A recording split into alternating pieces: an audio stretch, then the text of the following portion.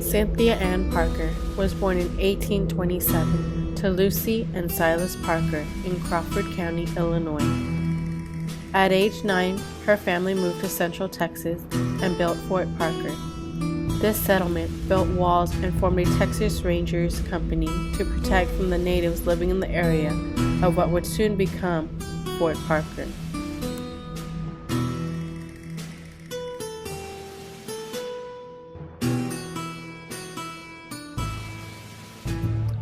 On May 19, 1836, Fort Parker was attacked by several hundred members of Caddo, Comanche, and Kiowa tribes. Killing several people, the Comanches held 5 white settlers captive, Cynthia Ann being one of them. In between 6 years after the capture, all the captives were released, all those except Cynthia Ann. She remained with the Comanches for almost 25 years, where she was named Narua, meaning someone found. Her first years were tough, consistently beaten and abused. Afterwards, she was integrated into the tribe, taken in by a Comanche couple.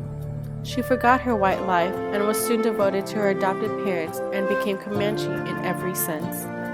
Several ransoms to return her to her biological family took place, but all resulted in refusal by the tribe and Cynthia Ann herself. It is said in the 1840s, her brother, who was also held captive within the 6 years, asked again for her return, but she explained she loved her Comanche family too much to leave.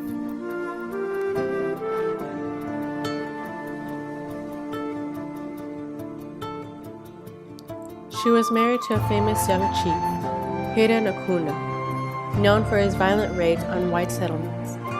Although it was customary for Comanche warriors to have several wives, Hira only took Cynthia Ann as his, showing his extraordinary devotion and honor for her. Together, they had 2 sons and 1 daughter, Juana, Pecos, and Topsana.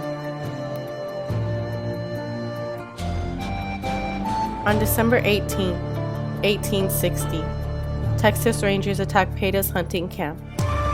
He managed to escape with small wounds and both of his sons, but the real surprise was the Texas Rangers finding one of the Comanches with blue eyes, a non-English speaking white woman with her daughter. Colonel Isaac Parker soon identified her as his niece. She accompanied him to Birdville on the condition that military interpreter Horace P. Jones would send her sons to her if they were found. While traveling through Fort Worth, she was photographed breastfeeding her daughter, and her hair cut short. This was a Comanche sign of mourning. She believed her husband was killed and was never going to see her sons again. On April 8, 1861, a Texas legislator granted her $100 annually for 5 years and appointed her uncles as her guardians. She never adjusted to living in the white society and made several unsuccessful attempts to flee back to her tribe.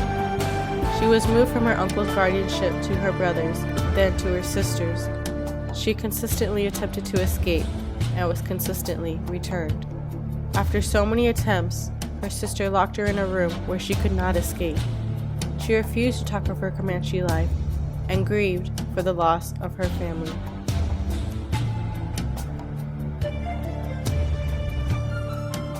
In 1863, Cynthia Ann received word her son Pecos died from smallpox, and months later her daughter died of influenza.